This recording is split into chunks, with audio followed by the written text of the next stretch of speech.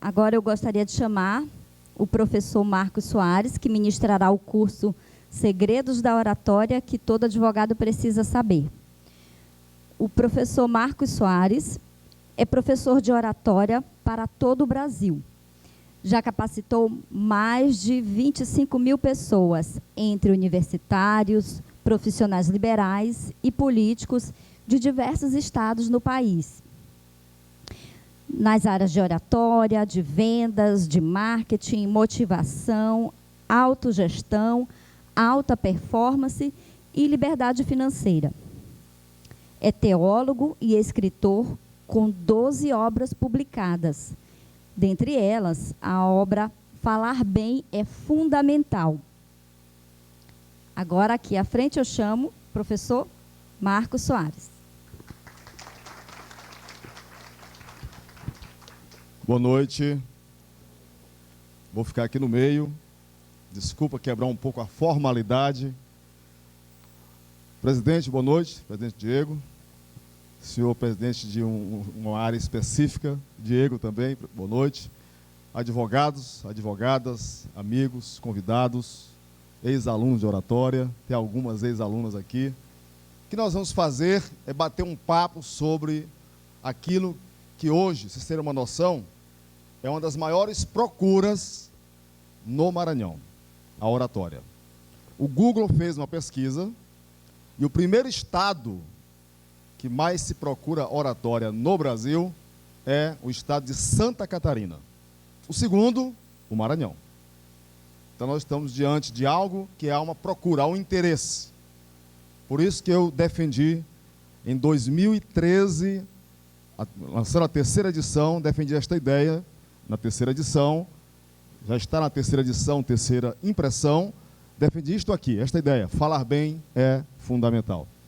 Nós entendemos que é essencial para qualquer profissional que ele desenvolva a sua oralidade. O que nós vamos fazer hoje à noite é falar de segredo. Agora tem um detalhe. Qual é o segredo do sucesso? Qual é? Alguém pode responder?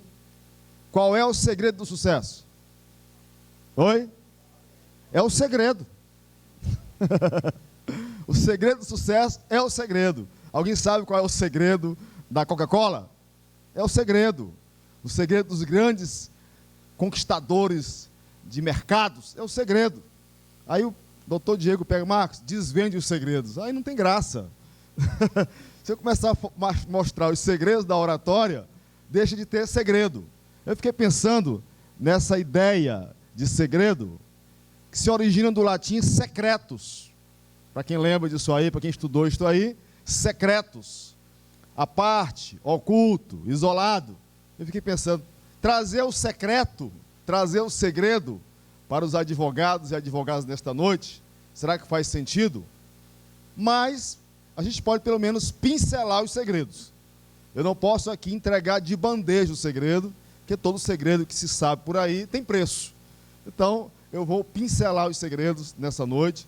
Sejam todos bem-vindos. Vamos bater um papo sobre oratória. Entender a importância disso. Entender a grandeza da oratória. Para quem já estudou sobre o assunto, quem já fez curso de oratória, quem já leu livros na área, deve saber que os gregos dos tempos áureos, os gregos da era clássica, eles criaram a oratória não simplesmente para se falar em público, mas, sobretudo, criaram a oratória para melhorar os relacionamentos. Essa foi a visão inicial da Grécia dos tempos clássicos. Criaram a oratória, pensando em que a oratória poderia melhorar os relacionamentos. E para que haja bons relacionamentos, as pessoas precisam se comunicar corretamente. Ou seja, quando alguém fala bem, ela potencialmente, ela tem condições maiores de se relacionar melhor. Porque ela fala bem. Não é falar bem só aqui na frente, é falar bem com as pessoas no dia a dia, com o seu cliente, falar bem nos meios de comunicação, na família. A visão grega era essa. Precisamos de algo, de um gênero de comunicação que faça com que as pessoas descubram que elas têm que falar melhor, para que elas possam se relacionar melhor com as outras pessoas. Essa foi a visão dos gregos. quando eles criaram a oratória. Só que há um detalhe interessante em relação a isso, quando se pensa ainda no nascedouro da oratória. Existia um conceito antigo, naquela época, de democracia, que nós, às vezes, não temos noção de como era ainda distante do que se passou a conceber enquanto democracia. Nos tempos áureos da Grécia clássica, havia uma turma que tinha a seleta possibilidade de falar em público. Os chamados aristocratas, a aristocracia dos tempos áureos da Grécia. Se alguém estudou isso aqui, em algum momento sabe do que estamos falando. A aristocracia grega, mulher não podia entrar nas assembleias atenienses. Pobre não podia entrar nas assembleias atenienses. Estrangeiro também não, nem negro, somente pessoas mais ou menos brancas, que não tinha tanto essa pureza branca naquela época, não tinha isso na Grécia, ricos, homens brancos ricos. Essa era a máxima para poder estar dentro de uma assembleia. Só que lá dentro da assembleia, nem todos podiam falar. O mestre de cerimônias, como a senhora fez agora há pouco, gritava assim: quem pede a palavra? Aí alguém gritava de lá: eu! E um deles, certa vez, foi à frente para falar e começou a gaguejar. Bom dia. Eu sou o Demóstenes. Aí o Demóstenes passou vergonha, foi vaiado. Acho que se fosse hoje, jogaria um ovo na cara dele. Foi vaiado, foi para casa e disse: um dia eu vou voltar lá. Vou voltar, vou falar bem direito. E ele passou 30 dias treinando a dicção, ritmo de fala, fez um curso intensivo de oratória. Contratou um profissional da época, na época chamado profissional de retórica. Contratou um sofista.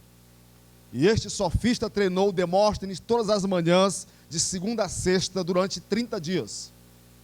Todas as manhãs. E na parte da tarde, Demóstenes treinava sozinho. Botava pedra debaixo da língua. Falava no fundo da casa dele. Morava num lugar paradisíaco. Do fundo da casa era o mar. Imagina isso? Então ele saía pela cozinha, ia para o fundo da casa dele, olhava aquelas ondas, e diz um historiador chamado Flávio Josefo, um historiador hebreu, que Demóstenes falou tão alto, mas tão alto, que ele abafava o som das ondas do mar.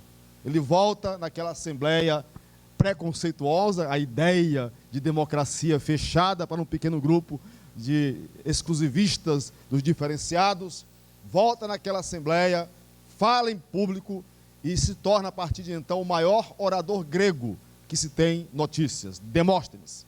Roma tem uma outra figura, e essa é ilustre.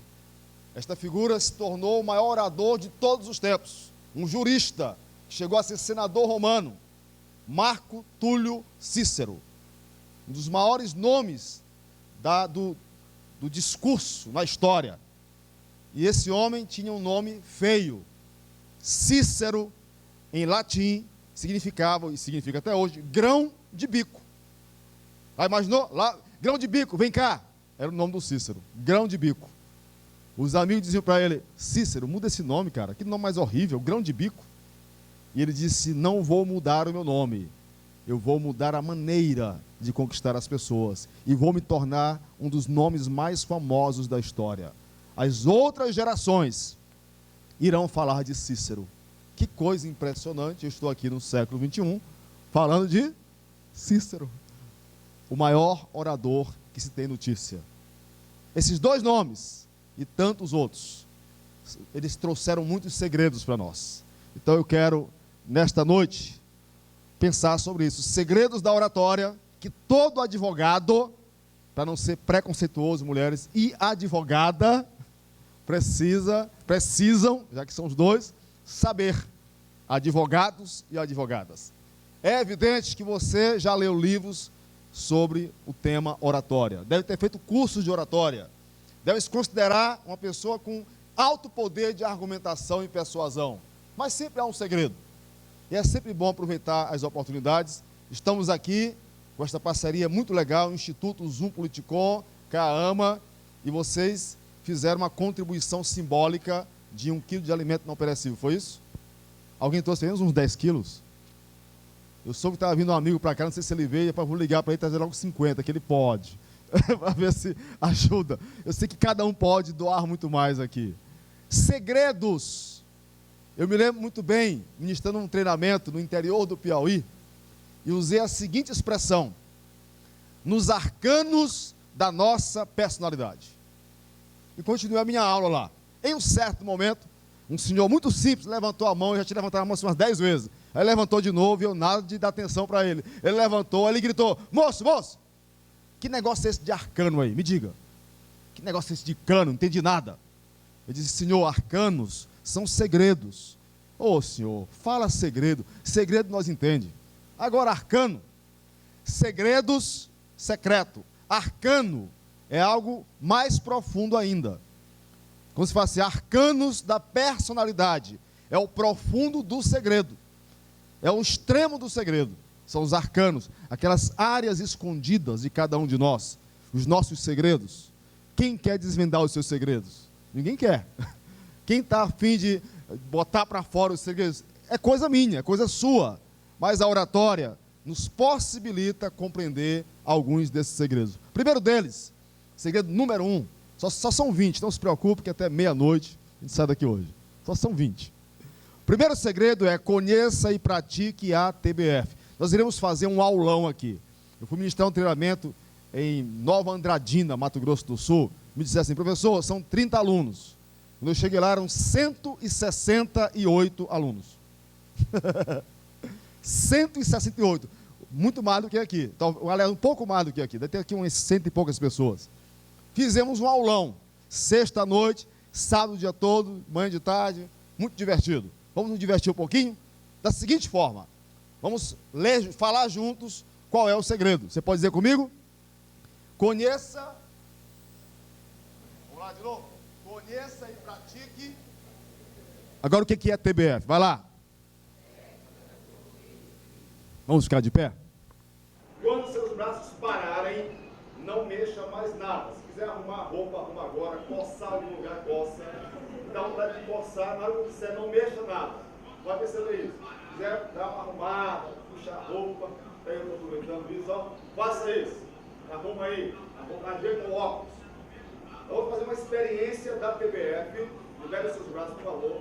Olha aqui, ó. Esse aqui rende ao corpo. Agora, sem mexer nada, você vai dizer o seu nome completo. Se olhar para o lado, tem ponto. Só para frente. Olhe num ponto, diga o seu nome todinho. Quero gravar o nome de todo mundo hoje à noite aqui. Vamos lá, 1, 2, 3, já! Agora só o primeiro nome. Quem é Cláudio aqui? Só Cláudio. Diga o nome, Cláudio. Tem algum Cláudio aqui? Tem? Pode dizer Cláudio. Vai, o Cláudia. Cláudia. Oh, tem uma Cláudia aqui. Tem algum Diego? Diego. Quantos? Tem 2 Diego. Tem algum Paulo? Paulo. Paulo tem? Tem. Quantos? Quantos Paulo? Só um? Paulo. Paulo. Alguma Ana? Tereza? Diana? Estou forçando você a sair do seu lugar, mexer. Não mexa nada. Qual é a ideia da TBF? É aprender a bloquear o corpo. Quanto mais eu consigo bloquear o meu corpo nos treinos, não aqui na frente, mas nos treinos. Quanto mais eu consigo falar sem mexer nada, mais eu terei domínio sobre o meu corpo. Esse é o maior segredo da oratória. Você vai aprender a dominar o seu corpo. Então, quando eu passo a dominar o meu corpo, ninguém vai fazer isso comigo. Eu irei trabalhar o domínio sobre o ambiente.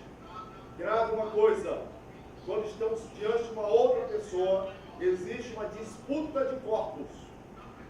Ou eu conquisto aquele outro espaço, ou a outra pessoa vai conquistar o meu espaço. Há uma disputa de espaço, uma disputa de corpos. E esta técnica chama-se técnica do bloqueio físico. Para quê? Qual é a ideia? Para que eu aprenda a dominar o meu corpo. A ter o meu corpo sob o meu controle. Pode relaxar. Não pode ser. É chamado de TBF, técnica de bloqueio físico. Ela serve para quê? Para 3 tipos de domínio: dominar as manias do corpo, dominar a adrenalina, dominar o interlocutor. Lembra que eu falei que eu não posso desvendar tudo, mas estou trazendo para vocês aqui primeiro segredo é a maior técnica, a mais complexa técnica da oratória. O que me faz estar aqui na frente, tranquilo, com o meu corpo tranquilo, não é simplesmente o conhecimento das técnicas ou do assunto que vou abordar ou o preparo que eu tive para estar aqui. É que eu tenho domínio sobre o meu corpo. Qual é a ideia? Ninguém tira este corpo do sério. Essa é a ideia. Que há pessoas que nos tiram do sério só com o olhar, só com a presença, só com o sobrenome, com a posição política, com a posição estratégica na sociedade, se é o meu patrão, e por aí vai. E muita gente tem dificuldade de falar em público porque o corpo vai sofrer as consequências. E o corpo vai começar a ficar tenso, nervoso, etc, etc, porque não está sob o meu domínio. Então esta técnica, ela foi criada para que eu aprenda a ter domínio sobre o meu corpo. Alguém lembra de Rui Barbosa? Quem lembra? Quem estudou alguma coisa sobre ele? Quem leu? Rui Barbosa. Também era um jurista, um grande orador. Rui Barbosa, olha esse segredo aí, escuta essa. Rui Barbosa treinava TBF com 7 anos de idade. E mais, o pai mandava o Ruizinho botar um livro na cabeça e segurar o outro livro em cima de um caixote, nessa altura aqui, segurar o outro e ler. Olha só. Aí o pai dizia, leia de novo, menino. E o Rui lendo, leia mais alto, meu filho. Imagina isso, durante 1 hora. Rui Barbosa treinava TBF, técnica do bloqueio físico, com 7 anos de idade. Para fazer as leituras, para fazer o domínio do corpo. Por isso que ele chegou onde chegou. Era alguém que conseguia entrar e sair com cabeça erguida, com muita postura, com a presença física muito forte. Não estou falando de arrogância, não estou falando de prepotência, estou falando que eu preciso controlar o meu corpo, porque o meu corpo, o seu corpo, é o seu instrumento de trabalho. Qual é a primeira coisa que se faz quando alguém está nervoso? As ideias começam a ficar pela metade. Meu Deus do céu, aconteceu. Eu estava com tudo pronto na minha cabeça e sumiu. Então eu preciso fazer o quê? Controlar o meu corpo. Até porque o corpo tem manias. Tem gente que vai falar em público, começa a coçar aqui, não tem pira, ele está coçando. Já viu isso? Eu tinha uma aluna que ia passar a mão no bumbum. Quanto mais nervosa, mais passar a mão no bumbum. E não reconhecia que estava passando. Um outro aluno era assim, ó, mexendo a perna involuntariamente. Quanto mais tenso, mais a perna involuntariamente ficava mexendo. Mas eu não estou mexendo a perna, professor. Então o nosso corpo tem muitas manias. Se ele está tenso, as manias vão sobressair. A outra coisa legal na TBF é que ela ajuda a dominar a adrenalina. A adrenalina é uma coisa boa? Para quem está apaixonado o famoso tesão, é bom demais. Para quem está afim, quem está gostando, namorando. Mas a adrenalina pode ser algo negativo, complicado, para quem está diante de uma plateia, precisa falar e começou a ficar tenso. Aí não controla aquele mal súbito, aquele frio na barriga que vai subindo, vem para a cabeça, pesa a nuca, e as ideias ficam espaçadas, a voz sai pela metade, o gesto descompassado. Junto com a TBF, é importante treinar a chamada respiração diafragmática. Se você quiser fazer uma experiência da TBF, na sua casa, pegue o livro, eu não tenho para vender, não trouxe porque eu não tenho realmente, graças a Deus acabou tudo hoje, pela manhã, num curso que eu estou ministrando na Assembleia. Mas, pegue o livro, a 30 centímetros dos seus olhos, em frente ao espelho, comece a ler texto, espelho sem mexer nada. Tente perceber quanto tempo consegue ler um texto, olhando o texto, espelho, sem mexer nada. Quanto mais tempo conseguir, mais estará tendo domínio sobre o seu corpo. Aqui é a TBF. E qual é a essência desta técnica? Dominar o interlocutor. Mas, Marco, dominar é isso mesmo. Se eu não estiver aqui tendo domínio da situação, vocês vão dizer, ele não tem domínio de sala. Ele não tem domínio do ambiente. Já ouviram isso? Ou já falaram isso de professores? Lembra disso? É essa a ideia, ele não tem domínio da sala. Deixou que os, entre aspas, adversários dominassem o ambiente. Toda pessoa que fala em público tem diante de si adversários. O que as pessoas querem quando vão assistir a alguém que está falando em público? Encontrar defeitos. Eu estou aqui na frente, fui apresentado, toda pessoa que é apresentada no auditório, principalmente se a pessoa é desconhecida da grande maioria, vem um negócio chamado julgamento. Há 4 coisas que se julgam diante de alguém que fala em público. Julgar alguém que está falando. Há 4 coisas que vocês estão fazendo agora comigo. Primeiro julgamento, a pessoa começa a ter a chamada percepção, um julgamento visual. Olha para a pessoa, meu Deus, aquele baixinho ali, é meio careca, feio para pílula. A primeira coisa é julgamento visual.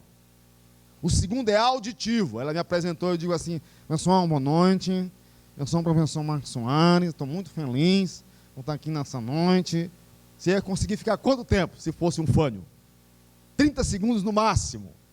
Ia perguntar onde é que tem um banheiro mais próximo, alguma coisa para fazer lá fora. Ou então alguém liga, alô? Sim, estou indo. Terceiro julgamento é de conteúdo. Boa noite, a gente vamos agora começar nossa parte. Meu Deus, a gente vamos. Olha a figura que trouxeram para dar palestra para nós. A gente vamos. É julgamento de conteúdo. O quarto é julgamento da forma. Como é que a pessoa fala? Pessoal, boa noite. Estou muito feliz por estar aqui nessa noite com vocês. Espero que vocês gostem muito da minha palestra. Vai gerar o quê? Sono, vontade de dormir ou de ir embora. Qualquer pessoa que fala em público, ela tem que se submeter a 4 julgamentos. Quais são eles? Visual, auditivo, de conteúdo, de forma. É por isso que muita gente tem medo de falar em público. Porque estar aqui na frente é se submeter a julgamento. E nós não gostamos de ser julgados. Mais ainda, se for julgados, queremos ser aprovados. Se possível, com nota 10. E nem sempre dá. Diante de tudo isso, eu preciso então estar com o meu corpo tranquilo. É a primeira coisa, é o primeiro segredo. Pratique a TBF. Segundo segredo, é uma frase dita por Aristóteles. Vamos ler juntos? Vai lá.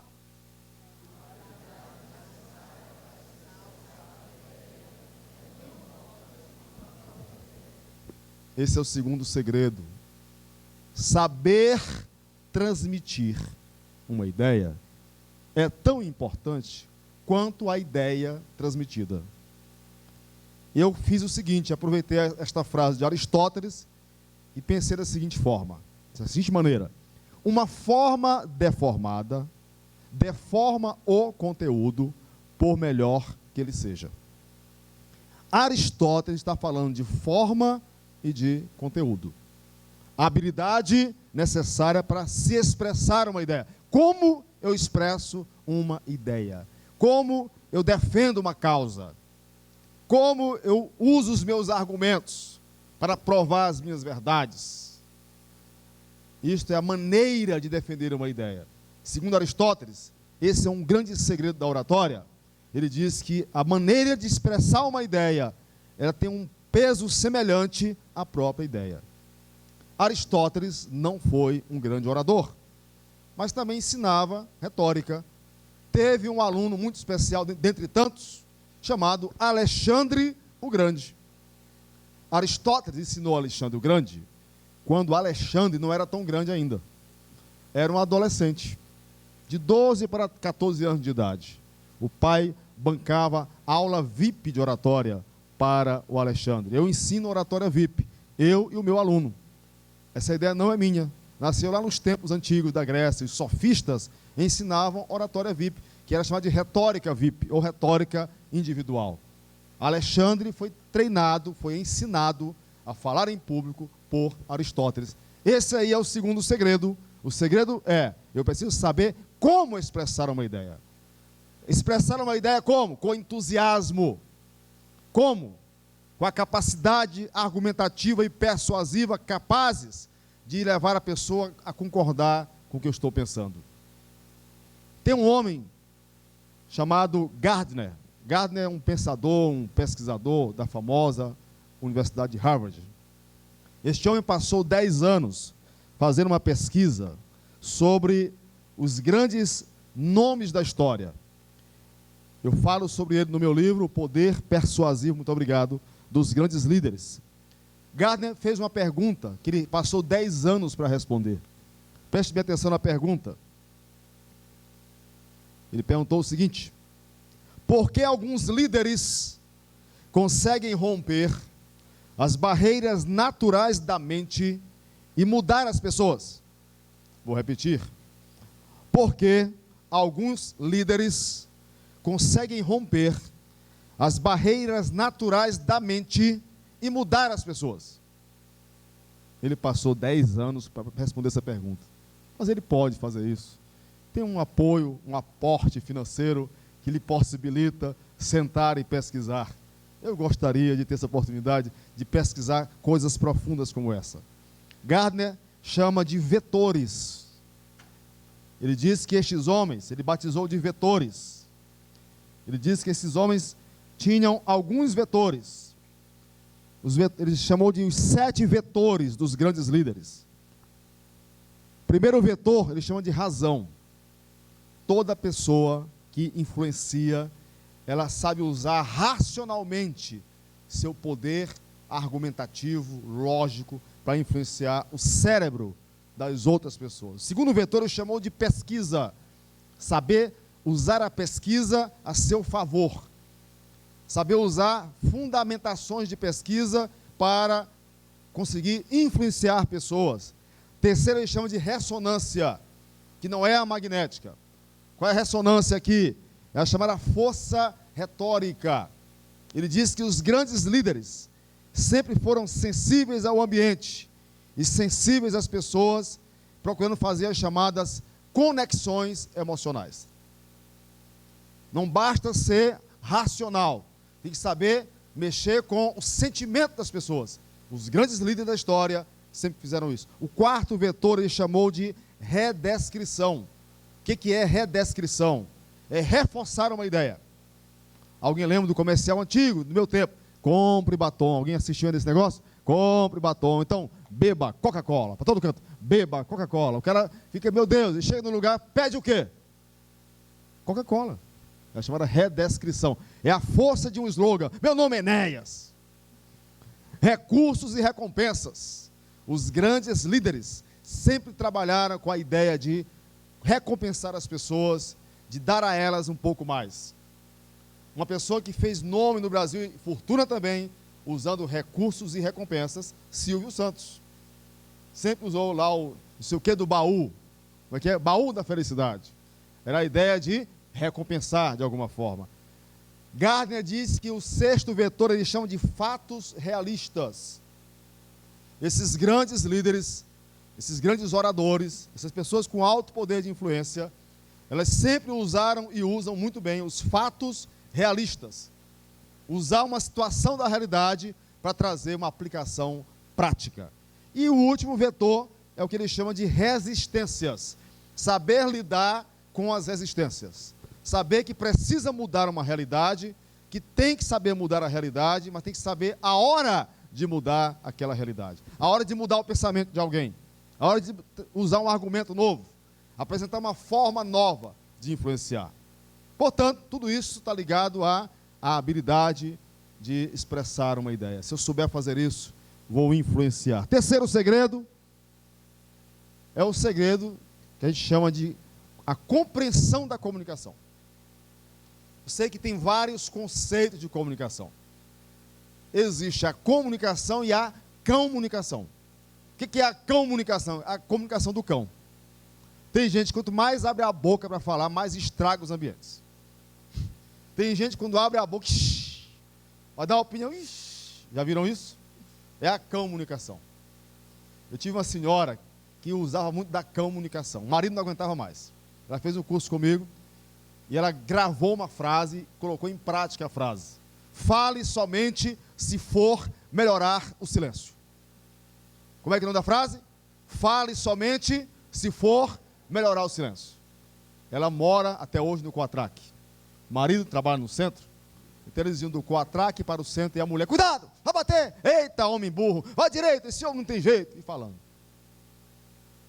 O homem tinha um dia da vontade de sair esganando aquela figura. E ela gravou uma frase: fale somente se for melhorar o silêncio. Uma dessas vezes, contou ela em sala de aula, que ela vai até o centro, vem lá do quartel, até o centro, calada.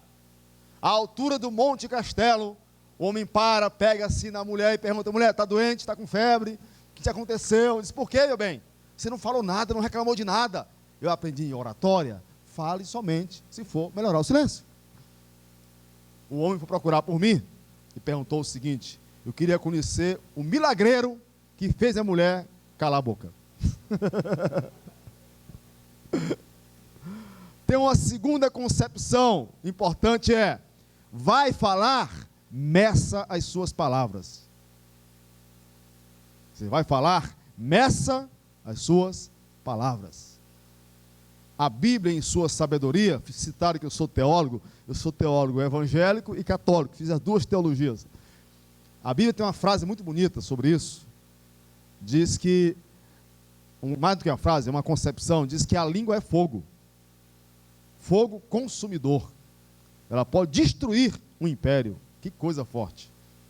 É por isso que eu ensino a importância de falar em público com muita tranquilidade, porque tanto a sabedoria bíblica quanto a concepção grega e toda a história da humanidade, tudo isso nos mostra que o ser humano tem diante de si um dos grandes desafios: saber se comunicar. Saber se comunicar não é o mesmo que saber falar. Se alguém aqui estudou administração, além do direito, sabe que o grande nome da administração, Peter Drucker, austríaco, que morreu aos 93 anos, ele dizia o seguinte: 60% dos problemas de relacionamento humano derivam da ineficiência da comunicação. Em outras palavras, segundo esse homem, que fez um trabalho fantástico, que revolucionou tudo que é conceito que se tem hoje de administração, a palavra colaborador, nasce com ele e tantas outras coisas. Ele diz que o maior problema das relações humanas é um problema de comunicação. As pessoas se comunicam e às vezes não se comunicam. Comunicação é compreensão. Quando alguém está falando, a essência da comunicação é esta pessoa ser compreendida. Enquanto eu não for compreendido, não está havendo comunicação. Se alguém já viajou para um outro país, chegou lá, não entendeu nada, não houve comunicação. Falaram com você sem entender nada, não houve comunicação. E se não há comunicação, não há relacionamento. Se não há comunicação, não há a possibilidade de tomar decisão. Ou então podemos tomar decisões erradas. A comunicação é compreensão de três coisas: de ideias, de imagens e de experiências. O que eu comunico, o que eu penso e falo, tem que ser tão claro que você entenda. Então preste atenção numa coisa: vocês não são os culpados e nem serão se não entenderem o segredo da oratória. A culpa será minha. Lógico, eu não posso contar todos os segredos, pelo menos o necessário.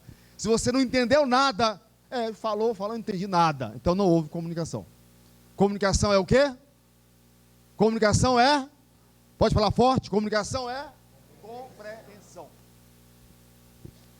Mas, poxa, Marcos, esse pessoal é muito fraco de raciocínio, esse pessoal é limitado, não tem leitura. Adapte a sua comunicação. Ao invés de arcanos, diga segredos que eu entendo. Dependendo do tipo de público, eu tenho que mexer na linguagem, adaptar a minha linguagem, mexer na minha forma de expressar uma ideia, para que ela seja compreendida. Então, compreensão de ideias, compreensão de imagens. A imagem está associada à imaginação, saber contar histórias. Além da imagem ilustrada que está ali, que se você olhou ali e não entendeu nada, não houve comunicação, está de propósito. Cada um tem a sua maneira de interpretar aquela imagem ali. Então, além das imagens, como aquela que você está olhando, tem a imagem ligada à imaginação. Sugiro a vocês assistirem e lerem os trabalhos de duas figuras neste país. Um deles foi advogado, Ariano Suassuna. Quem já assistiu, quem já leu, que homem imaginativo. Que homem criativo. Uma voz horrível, mas se agradava a si mesmo. Uma coisa rara na história. Uma voz de taquara rachada, vou dizer. Mas era agradável. Conseguia iludir as massas, os grupos, falando coisas criativas, inteligentes, trabalhando a imaginação. Surgiram um outro nome, os dois já morreram, infelizmente, Rubem Alves, um dos mais completos intelectuais brasileiros desta geração. Quantas profissões teve Leonardo da Vinci? Eu já disse, quantas? Quantas? 20. Quer dizer, eu vou chegar ao meu sobrenome. Ele teve 20 profissões diferentes. Rubem Alves teve 19. Escreveu 107 livros. Chegou a ser reitor da Unicamp. É o pai da teologia da libertação. Livro para menino, jovem, adulto, idoso, morto, pós-morto, para tudo. Leia Rubem Alves. Duas figuras que trabalham muito bem a imaginação, e a imaginação é fundamental para quem fala em público. Porque eu não só tenho que ser mais imaginativo, mas eu preciso levar o auditório a ser imaginativo. E experiências. Uma das coisas mais complicadas na vida é contar experiência pessoal. Sabe por quê? Porque é pessoal. Não interessa para ninguém. Ah, quero falar da minha vida para vocês. Interessa para você? Pessoal, é o seguinte, quero falar um pouco da minha vida para vocês. Sou uma pessoa muito famosa, então vocês vão agora me ouvir. Não interessa. Sabe por que não interessa falar da minha vida para você? Porque precisamos pensar naquilo que o ser humano mais gosta de fazer. Sabe o que é? Você lembra dessa aula? Perdeu a aula. O que o ser humano mais gosta de fazer? Não vai dizer que é sexo. Não é. Ele gosta de pensar em sexo, mas fazer... Eu tenho um amigo que ele escreveu uma obra e foi meu aluno de oratória, Dato de Oliveira. Se você colocar o nome dele na internet, está lá, comandante Dato de Oliveira, o homem que coordenava o Globocop da TV Globo, foi meu aluno de oratória. Ele escreveu um livro chamado Voar, a segunda melhor coisa do mundo. Aí eu treinei para ele, quando perguntarem, e a primeira? Treinava ele, treinei, preparei. E a primeira? Ele dizia, você não imagina a primeira? Aí um dia, sim, mas fala mesmo. Pessoal, para mim a primeira é dormir, a segunda é voar. A pessoa, ele trabalhava muito bem, mas você não imagina a primeira. A pessoa imaginava o quê? Aquilo. Mas qual é a coisa que mais o ser humano gosta de fazer? Falar de si mesmo. O autor do livro Como Fazer Amigos e Influenciar Pessoas, dele, Carnegie, ele diz isso, que a coisa que mais o ser humano gosta de fazer na vida é falar de si mesmo. O autor de Falar Bem é Fundamental, que sou eu, disse que a segunda coisa é falar mal dos outros. No livro dele não tem essa segunda. A segunda lá é receber elogio. A terceira lá é massagear o ego. Quer conquistar alguém? Ouça a pessoa, elogie até a mãe dele e massageie o ego. E alguém me perguntou, mas Marco, qual é a diferença de massagear o ego para receber elogio? São a mesma coisa. Não, uma coisa é uma coisa, outra coisa é torcer pelo Flamengo. Esse sofre, sou eu. Receber elogio é assim, ó. Posso brincar porque é da casa. Você está linda, gostei muito do seu vestido. Muito legal. Gostei, parabéns, você está bem elegante. Estou dizendo sem charme, senão eu dizer, você está linda, maravilhosa. Aí cumpri. Olha a altura desse rapaz ali. Receber elogio eu elogio alguém pela roupa que usa e tudo mais. Massagear o ego é mais complicado. Qual o seu nome? Rapaz bonitão aí. Hã? Como? O Hélito é bonito. Eu sou macho, viu? Não se preocupe não. Gosto do que está à direita, não dela. Então, fique tranquilo. Nada contra quem escolhe também, diferente. Fique à vontade. Cada um é livre para escolher. Só para você entender que eu vou fazer um elogio sem pretensões. Ele é um rapaz bonito, tem uma boa estampa e tudo mais. Elogiar, dizer, você está bonito, está agradável. Massagear o ego. Fala o nome de um amigo seu aí, vai lá, Wellington. Um amigo. Danilo. O Wellington, rapaz, eu conversei com o Danilo sobre você. Meu amigo Danilo fez rasgados elogios da sua pessoa. Fala que você é um grande advogado. Isso é o quê? É para querer massagear o ego. Ou querer pegar dinheiro emprestado, coisas assim. São as três coisas que mais influenciam as pessoas a serem persuadidas. Deixar que elas falem delas o tempo todo, elogiar, massagear o ego. Já passou pela experiência de alguém conversar com você, aí você começa a ouvir a pessoa, e ouve, ela vai embora, depois se ouve assim, olha, fulano gostou muito de você. Você não falou nada, só ouviu. Já ouviram isso? Olha, encontrei com fulano, só falou maravilhas a seu respeito. Já passou por isso. O ser humano tem uma profunda necessidade de falar de si mesmo. Então, contar uma experiência tem que ter muito cuidado. Por quê? Porque eu estou falando de mim, pode não interessar a você. Quando eu falo em público, tem que ter muito cuidado ao contar a experiência. Senão vai ser uma coisa chata. Não interessa a minha experiência para você. Eu preciso saber trabalhar a experiência, como eu fiz agora, para que se torne algo agradável. Qual é o quarto segredo? O quarto segredo é esse aí, chama-se empatia. A empatia é a única ferramenta do comunicador. A empatia é a construção da sua imagem. A empatia é me imaginar no lugar das pessoas. A empatia significa que eu olho este ambiente e tenho que ter o cuidado para perceber se eu estou envolvendo o ambiente, as pessoas ou não. A empatia é me imaginar, se eu estivesse aí sentado, me assistindo, gostaria disso? Se eu estivesse agora defendendo esta causa, no lugar desta pessoa, ou era no meu lugar, como é que eu iria reagir a isso? Empatia, quero que você leia comigo, vai lá.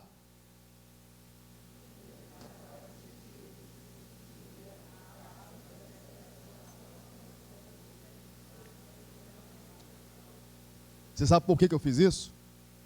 Quando eu pedi para você ler, sabe por quê? Isso é mecanismo de orador, para tomar um gole d'água. Vamos ler juntos agora? Vai lá. Tendência para sentir, caso você estivesse. Como eu irei tomar um outro gole d'água? Só as mulheres, vai lá.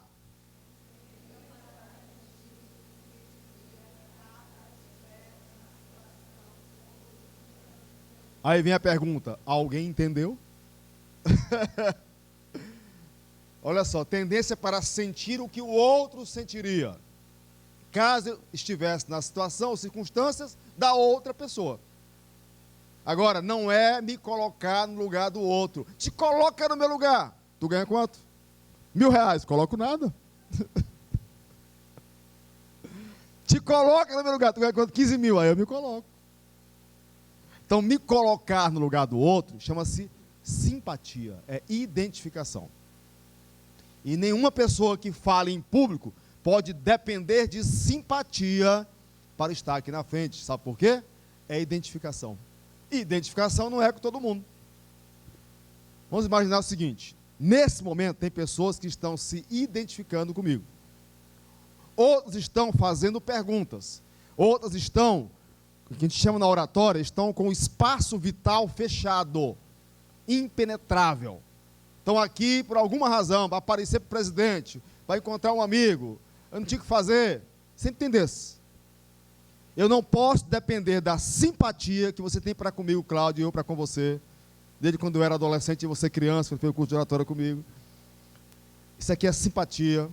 A gente chegou aqui, se abraçou, se beijou, quase se rasgou. Agora, eu não posso depender da simpatia para estar aqui na frente. Eu tenho que depender de uma ferramenta chamada empatia. A empatia eu vou construindo.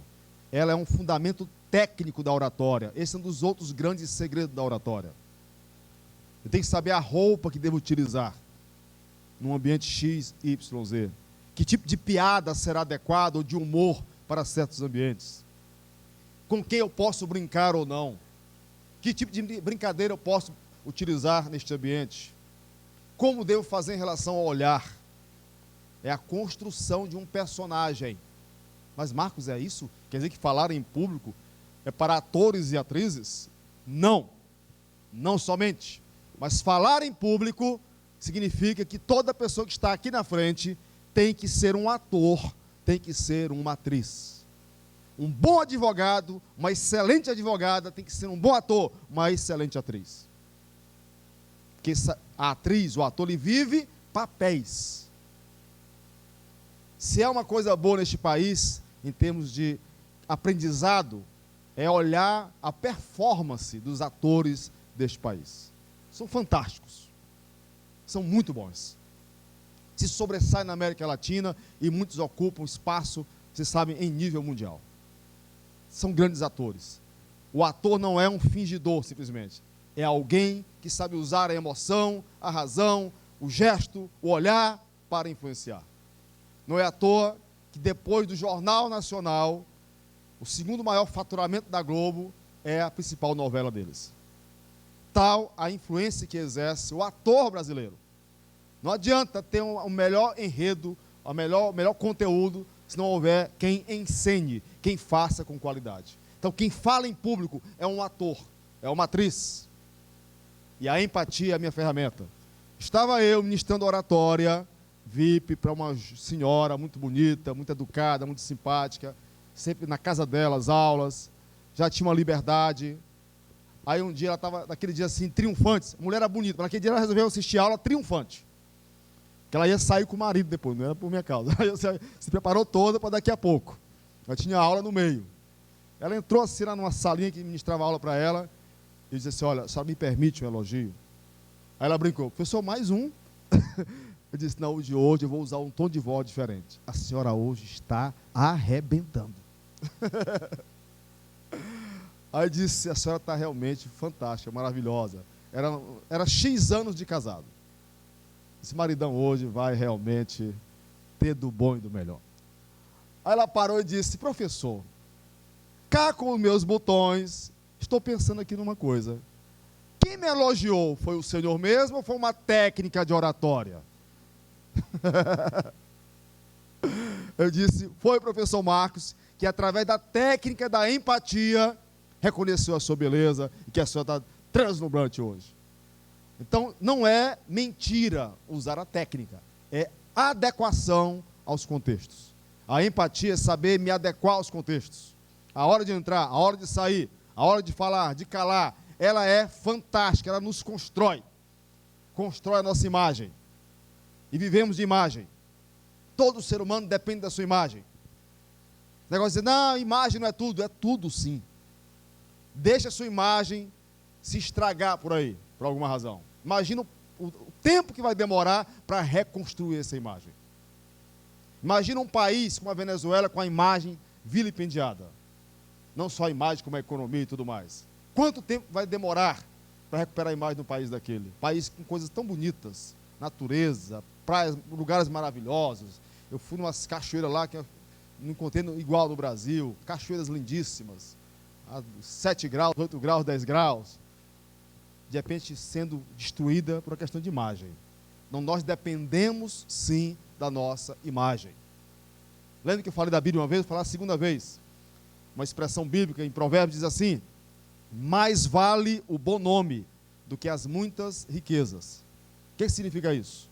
Não é que ele esteja batendo contra a riqueza, mas está dizendo o seguinte, que a maior riqueza de um ser humano é a sua imagem, é o seu nome. Se um grande profissional é um grande profissional, ele tem uma excelente imagem. E eu quero associar a minha imagem a quem tem uma boa imagem. Eu quero associar a minha imagem a vencedores. Tem aquela máxima popular, diga-me com quem andas, e por aí vai. Construir a empatia. Agora, o que é isso? Empatia. A empatia é o mesmo que simpatia? Não. A empatia é o contrário da apatia. Olha uma imagem dessa. Tem gente que 5 da tarde está assim, meu Deus do céu, que esse relógio não sai das 5 horas. Doido para ir para casa e olhando para o relógio, o tempo todo. Tem gente que já nasceu morta. Está no mundo e nem sabe por quê. Já imaginou falar em público de forma apática, sem vida, sem entusiasmo, sem expressividade?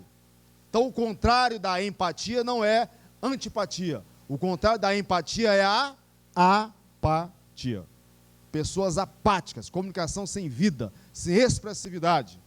Esse é um dos grandes segredos da oratória. Eu preciso não dar espaço para a apatia. Eu preciso trabalhar a minha empatia, meu poder de convencimento, para que eu possa conquistar as pessoas. E o quinto segredo, aliás, tem um detalhe importante em relação a isso, que são duas coisas que afetam profundamente a boa comunicação. como é que eu tenho que ter cuidados em relação à construção da empatia. Quero dar só um dado para vocês. Existe algo na oratória que eu chamo de muleta vocálica. Muleta vocálica, ela é muito presente no dia a dia. Então, vou dar aqui um exemplo para vocês, de muleta vocálica. Boa noite, pessoal. Eu sou o professor Marcos, tá? Eu espero que vocês gostem muito da nossa aula, né? Do nosso encontro, entendeu? Porque eu acho que vai ser muito bom essa noite estar aqui com vocês, né? Entendeu? Sabe como é que é? Então, né, tá, entendeu? É chamado de muleta vocálica. É uma das maiores pragas da comunicação humana. Por que se usa o né? É uma tentativa de encontrar uma reação do interlocutor. Eu falo alguma coisa né e você meneia a cabeça, opa, ele concordou comigo.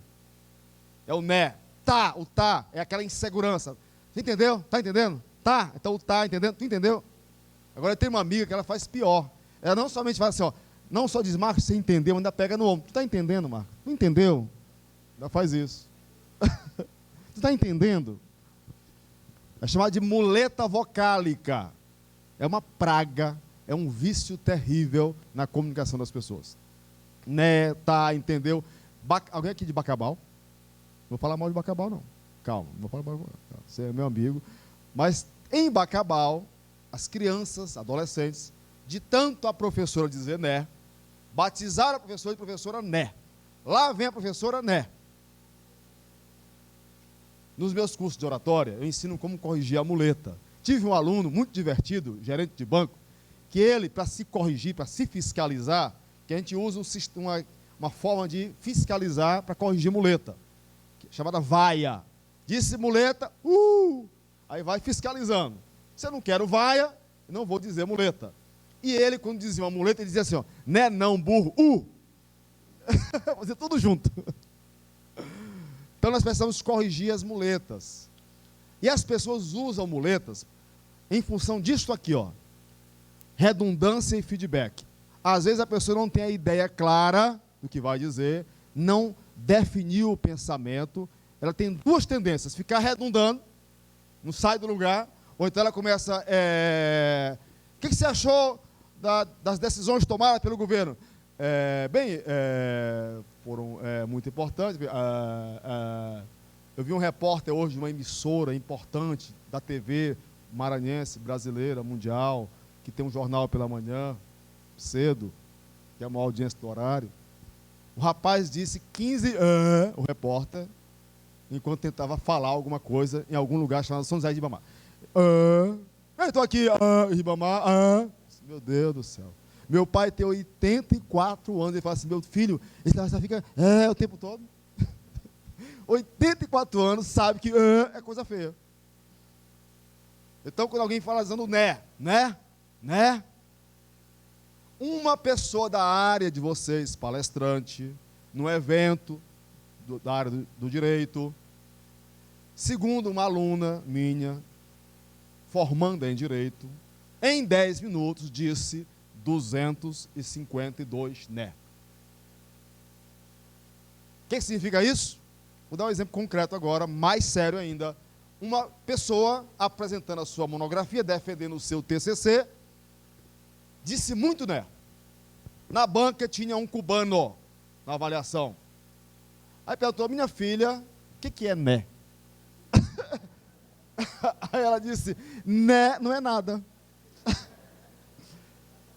Sabe qual foi a observação dele? Ela foi reprovada. Ele disse, ela não disse nada o tempo todo.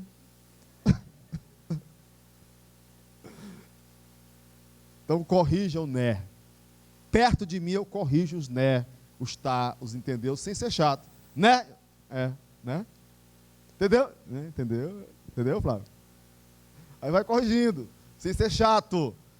Agora, além desse ruído que gera... O que é isso? É o feedback. A pessoa quer um feedback, usa o né, o tal, entendeu? Eu posso usar outros feedbacks. Eu posso usar alguém tem alguma dúvida, é um feedback. Então, o feedback tem mecanismos, sim, menos usar a muleta vocálica para tentar fazer feedback. É o mais baixo nível de feedback. Redundância é aquela pessoa que fala e não sai do lugar. Me lembro de um amigo.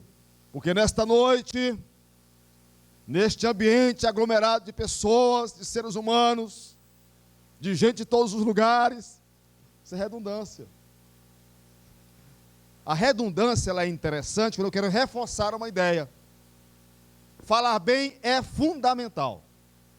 As pessoas que falam bem melhoram sua capacidade de conquistar o interlocutor.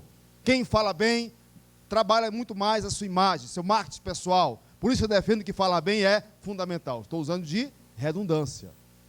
Essa é a ideia. Isso na área de vocês, redundância é fundamental. Trabalha uma ideia e vai buscar argumento. A mesma ideia, argumento, a mesma ideia. Tem a ver com redescrição dos 7 vetores dos grandes líderes da história que o Howard Gardner trabalhou no seu livro Mentes que Mudam. Feedback é dar e receber informação, menos usar muleta para isso. O 5º segredo, falar bem é dar um abraço sonoro em quem nos ouve. Você comigo, vai lá? Falar bem. Você pode sair do seu lugar e dar 5 abraços aí, literais? Ó, sai do seu lugar, 5 abraços. Dá 5 abraços a 3 pessoas.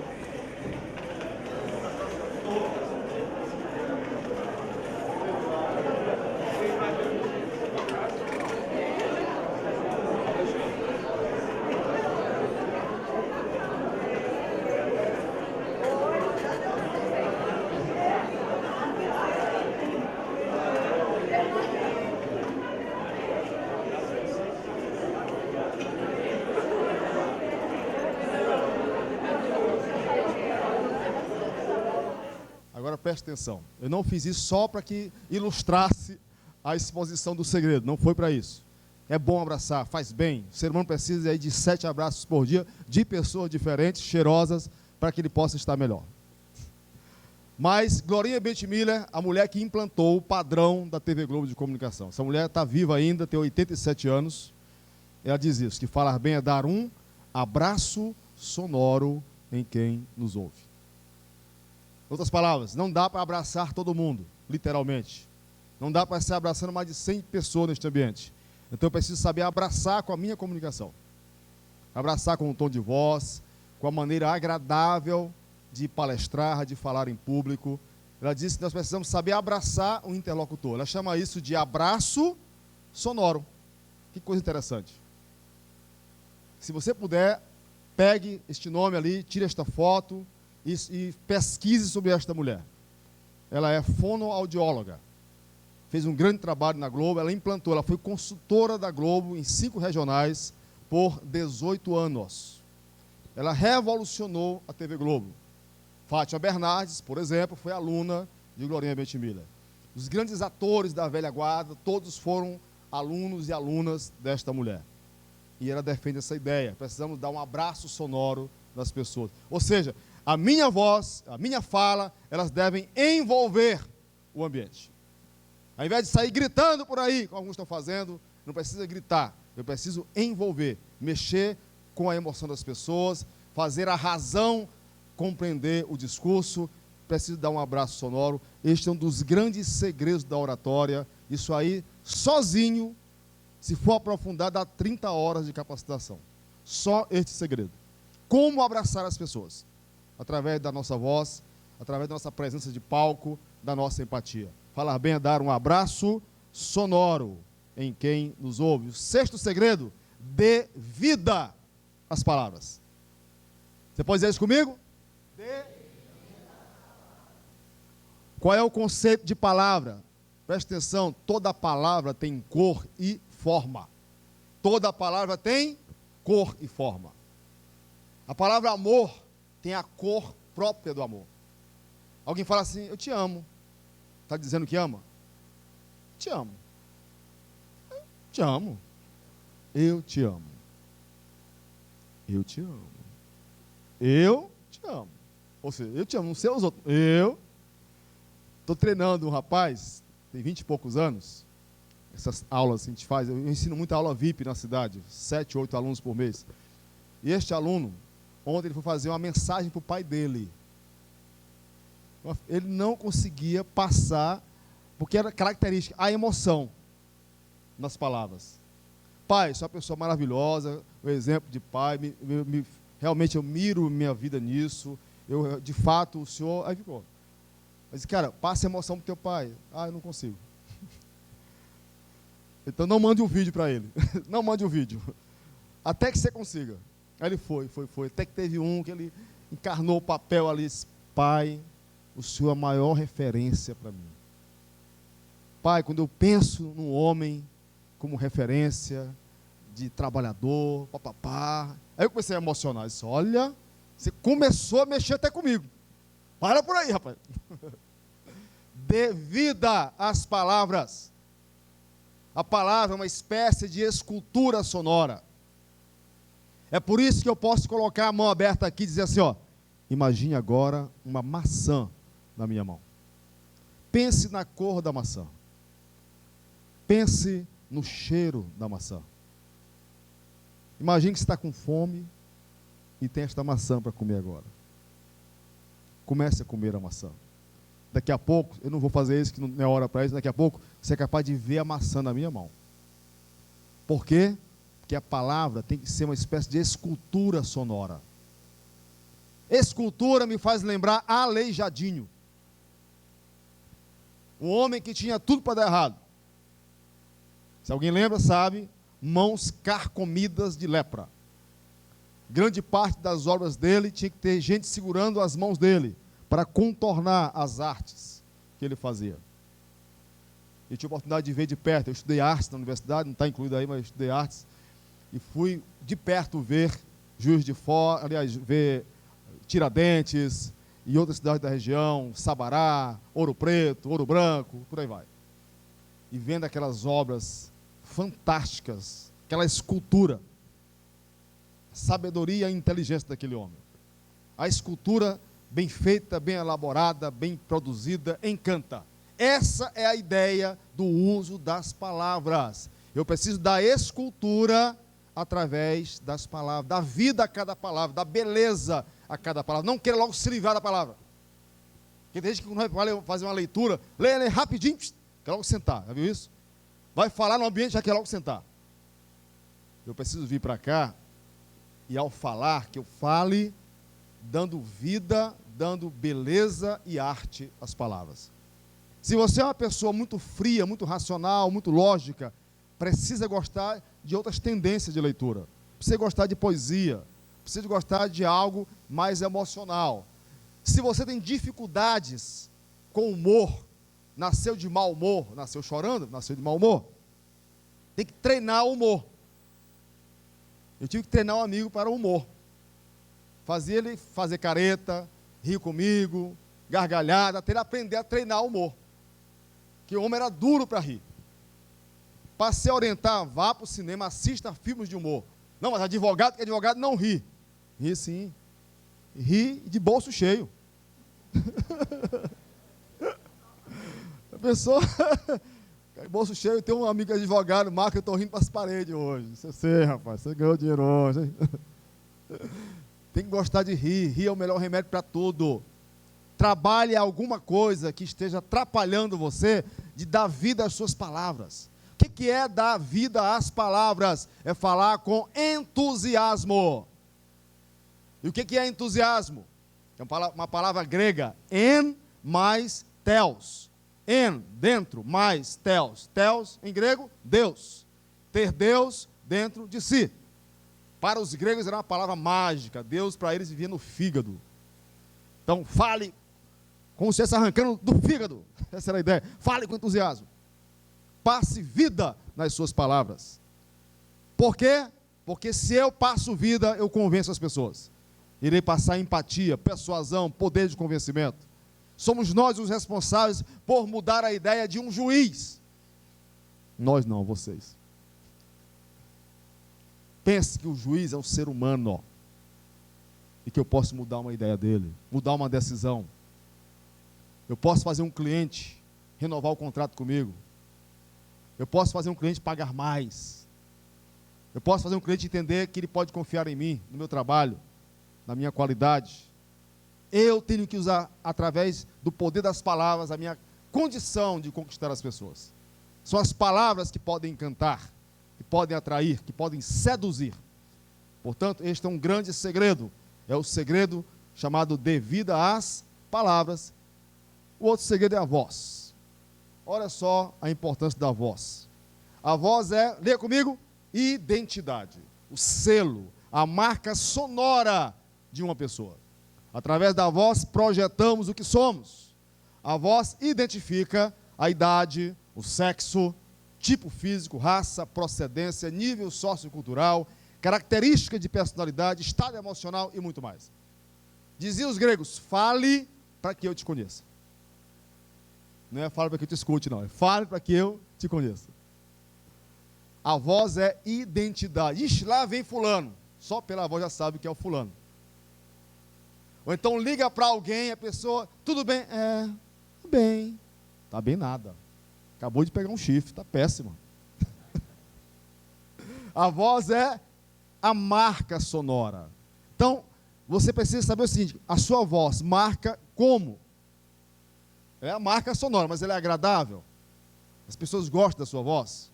Minha sugestão é, grave um pequeno texto, leia um texto, mande para 10 pessoas do seu relacionamento e sai de perto do WhatsApp. Manda assim para 10 pessoas, sai de perto, não leia o WhatsApp. Pode ser que você não goste da resposta. A pergunta é, ouça meu texto e diga, o que você achou da minha voz? Uma jovem fazendo um curso comigo, ela falava toda assim. Ela andava assim e falava assim. Oi, professor, bom dia, professor. Falava assim, ó, tudo bem com o senhor? Andava assim. Disse, minha filha, essa voz, foi buscar onde essa voz? Se tiver alguém na sua família que a voz seja parecida com a sua, grave uma conversa. Pois ela gravou. Alguém diz assim, agora é você, bebê. A mãe. Tinha a voz igual a mãe dela. Agora é você, bebê. Mas eu tive uma advogada, não está aqui no meio, posso falar mal dela. Ela falava da garganta. Ela falava aqui, ó. Oi, professor, tudo bem com o senhor? Professor, minha voz sempre foi desde menino que é assim, professor. Eu só falo aqui na garganta. Um mulherão lindão, todaão, mas falou assim. Aí eu fui descobrir a causa e falar assim. Eu descobri que a causa de falar assim era o pai dela. Quando ela dá opinião em casa, o pai dela não deixava ela falar. Cala a boca! Ficou aqui, ó. Ficou bem aqui a voz dela. Não dava opinião, que o pai não deixava. A voz ficou pela metade, infantilizada, na garganta. Eu tive quase que abrir a garganta dela para a voz descer para o diafragma e sair daqui, que aqui é o lugar certo de usar a voz. É a partir do diafragma, treinar a respiração diafragmática, leitura em voz alta, para o som sair daqui. Olha o som saindo daqui. É o lugar certo, não é aqui da garganta. Gente com calo nas pregas vocais, com câncer, porque força a garganta quando fala. Eu falo, às vezes, 10 horas num dia. Hoje já falei a manhã toda, agora à tarde e agora à noite. 8 horas falando. Se for da garganta, ninguém merece, ninguém aguenta. Então a voz tem que ser treinada, trabalhada. Já dizia Pitágoras, se você não nasceu com uma voz boa, é obrigação sua dar a melhor qualidade possível à sua voz. Então nós temos que dar qualidade à nossa voz, nós dependemos dela. Vocês todos da advocacia dependem da voz que tem. Todos. Então grave um texto, grave um argumento, grave uma leitura e mande para os seus 10 melhores amigos ou inimigos e peça a opinião deles. O que você achou da minha voz? Fala só a verdade, não minta muito. E deixe de dar opinião. Comece a perceber o que as pessoas acham da sua voz.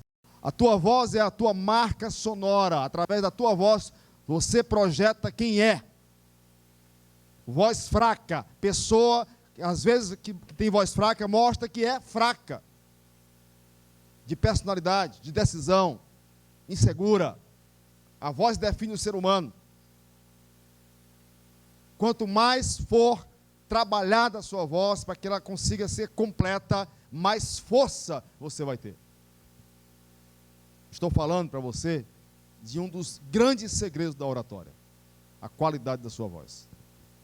Ter voz que consiga projetar segurança, projetar capacidade de influenciar, firmeza e tudo mais.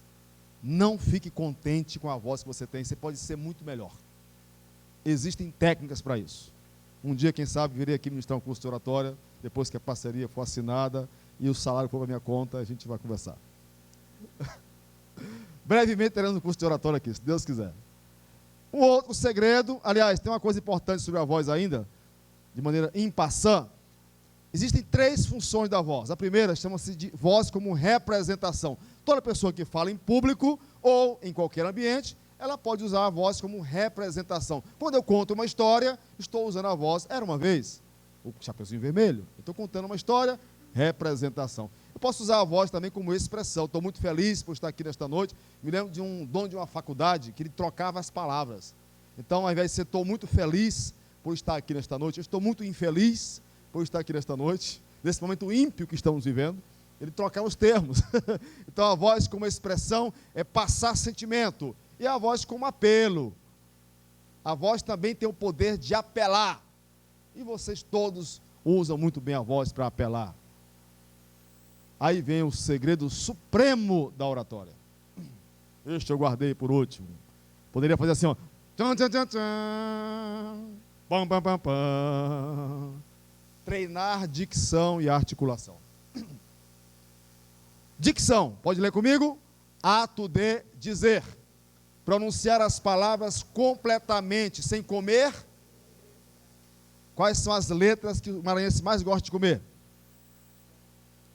R e S.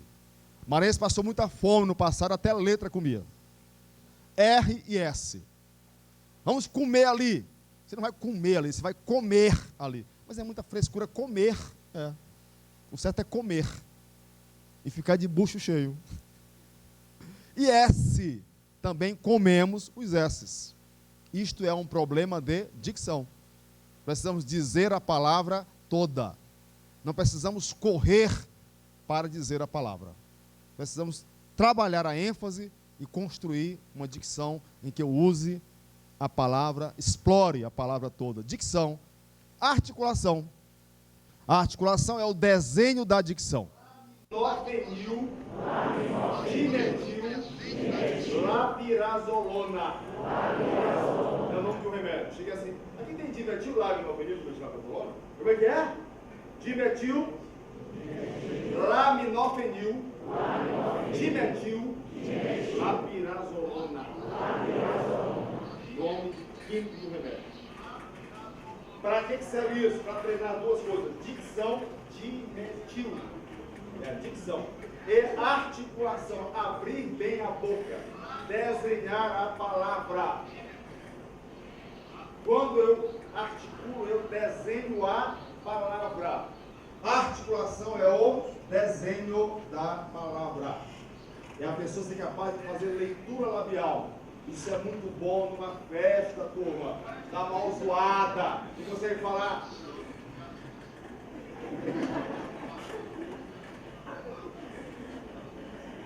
É bom demais. E vamos ficar de pé, por favor. Vamos ficar de pé. E vamos treinar. Vamos treinar comigo, vai lá. Aranha, aranha, garra, garra, aranha, aranha. Altura, meu chão, tá queimado, todo preto, todo preto, todo preto, todo preto, todo. A vaca salvou, a vaca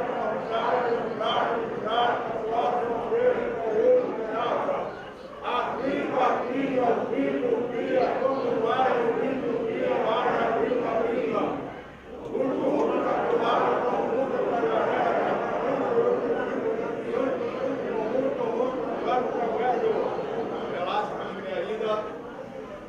isso aí é para melhorar dicção e articulação.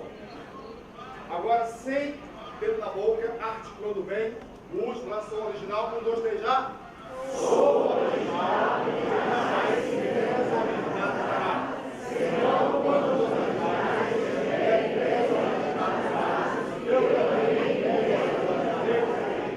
olha lá, Rosa vai dizer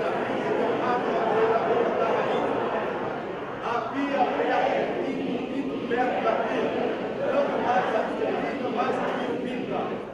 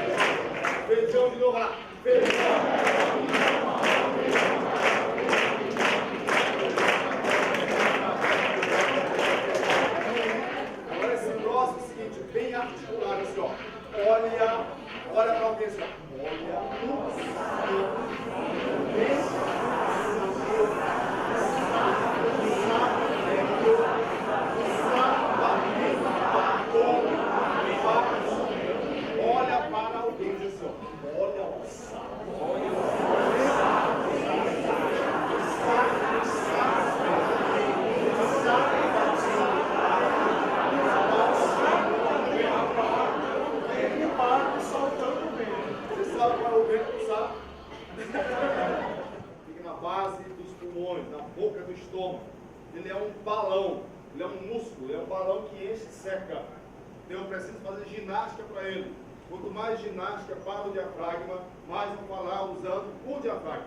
É a chamada respiração econômica. Se tiver respiração econômica, vou falar mais tempo, sem me cansar. Treinou aí? Mais uma vez. Vai lá, faz a barriguinha, inspira e libera. Para você relaxar, para fazer o último. Dá soninho, relaxa, dá sono. Quem tem insônia é só treinar a respiração diafragmática. Dorme que é beleza, mas libera gases também. Vamos lá. Vai lá comigo. Uma vez só.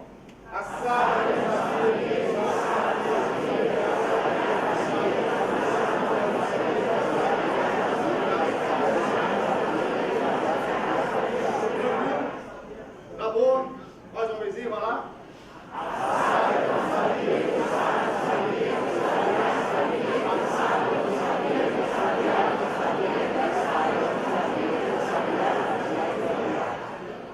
Você pode ainda treinar esses dois comigo? Vamos lá? Dois dedos na boca agora. E outra cheirar. Vai.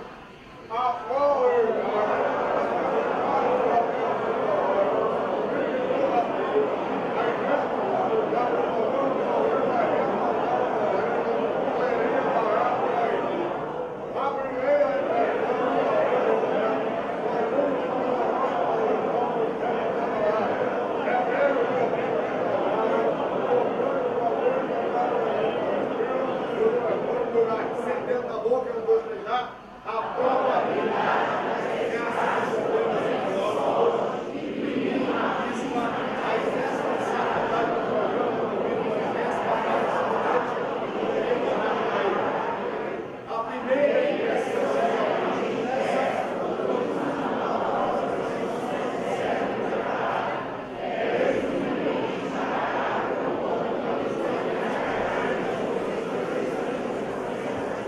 Eu quero um aplauso para vocês. Estou super jóia. Valeu!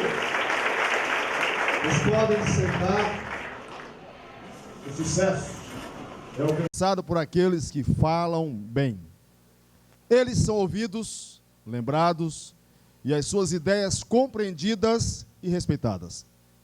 Quem fala bem, inspira confiança, atende melhor, vende mais, amplia o marketing pessoal, será líder de equipe, receberá promoções, terá mais amigos e melhor convivência em geral.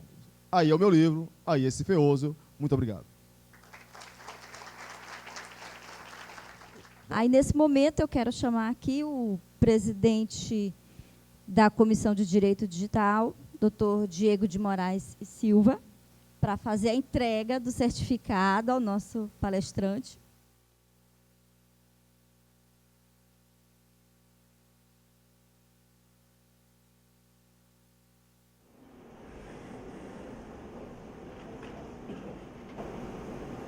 Quero agradecer, primeiro, ao convite, a oportunidade de estar aqui, a essa lembrança simbólica, ao carinho de vocês,